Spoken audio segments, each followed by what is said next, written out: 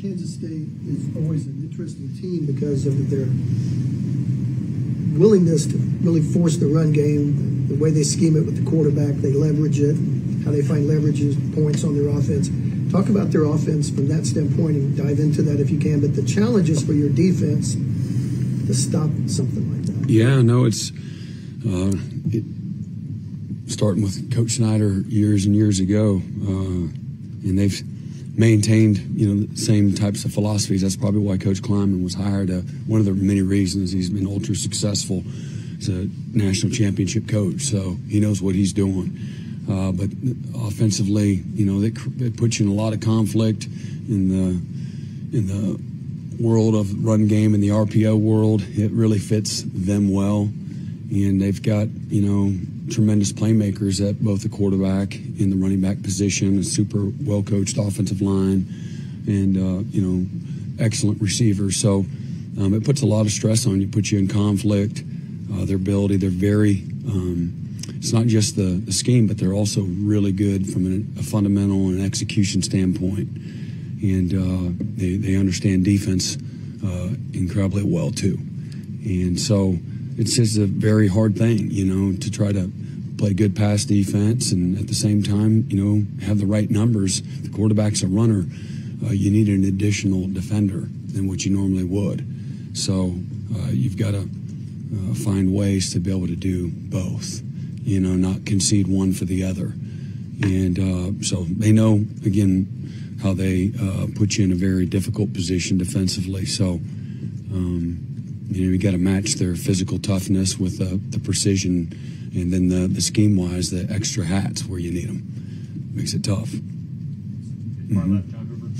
Brent, you faced your alma mater before, the place where you've gotten your coaching start, Kansas State, obviously, but never as a head coach.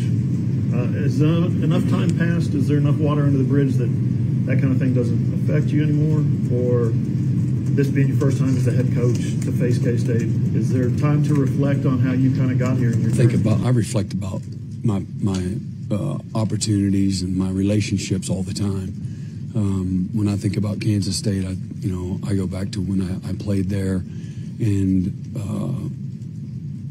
the mentors that I had and the wonderful experience that I had in Manhattan.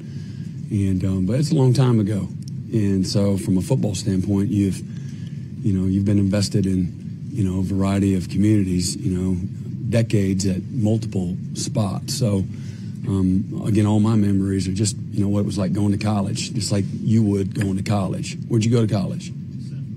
I'm sorry? Central. All right, you had a great time, I'm sure, and you had a lot of growth there and transformation, and created opportunities for you where you're at now. And that's really how I look at it. But I appreciate the people that poured into me, certainly there, here, Clemson, now back here, a lot. And but no more there than anywhere else. Always have had a thankfulness for the opportunities and the growth that I had while I was there. But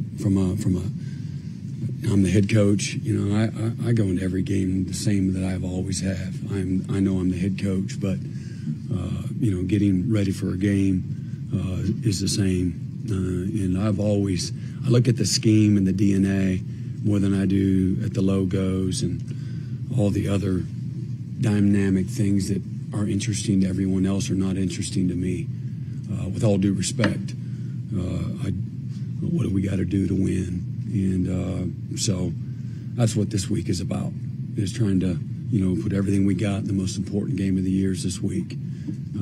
It happens to be Kansas State. Go to the second row. Garen, you On that thing, Brent, the K-State thing, I know how conflicted and torn you were when you left Bob 10 years ago. I remember that vividly. Were you that broken up about leaving Bill after that 90-day season? Was it that? That's probably that might have been the hardest of all of them, because of relationships and loyalty and the opportunities that were presented for me there. But I knew I needed a tremendous amount of more growth, and I worried that if I had to just figure it out on my own, it was going to take a longer. And I'll just be honest, and it's what I said. I wasn't ready to be the defensive coordinator at that time. I needed a lot of growing still. So, when you work, hand in hand with coaches in the same room, it's sometimes that relationship's a little bit different. Your working relationship's different with them than it is maybe somebody that's a head coach on the other side of the ball, but really difficult.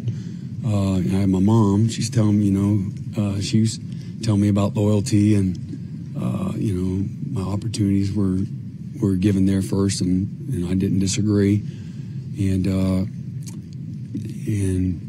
it was really hard. Your players, and we were, that was an excellent football team. So you left a team that was for most of the years 1, 2, or 3, whatever that was in the country, number 1 defense in the country, and going to come and start over at a program that hadn't had a winning season in X number of years. So there was a lot that went into that, but through prayer and just trusting your instincts, this was what I needed to do, not necessarily what I wanted to do. I did want to, but you're conflicted. It's not; those decisions aren't easy. To me, they're not easy, and it was a very emotional, difficult decision. But it helped propel me, from a career standpoint. There's no doubt that it served me well, getting out of the nest, so to speak, and getting exposure from growing the tree, if you will. So, that answer your question? It does. Okay. Brent, Coach Snyder became known over the years for sending letters to players and people that he wanted to give accolades to. Did you ever get a letter from Coach Snyder along the way? And secondly, I know you coached against his teams, but are you glad you're not going against him head coach to head coach? First of all, yes, I'm glad I'm not going against him. I hated going against him as an assistant.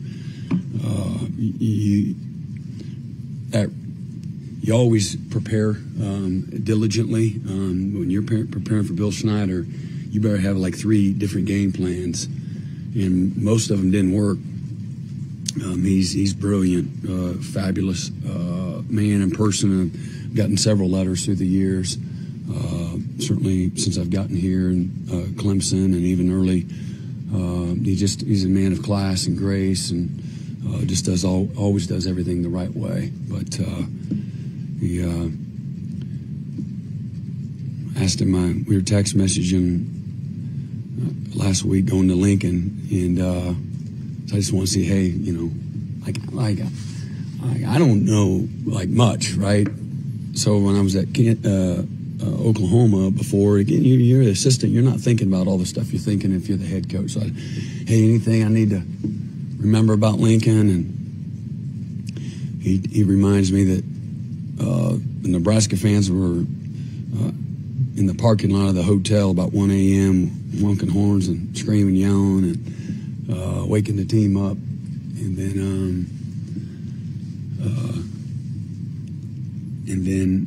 then he's like, hey, after the game, he's great job on number 3. Now go get number 4. And maybe like an hour later, he says, except not this week. So he must have checked the schedule. And he said, not against us, or something like that. So I love the loyalty, no surprise, amazing man. But for more information, you can visit TulsaWorld.com.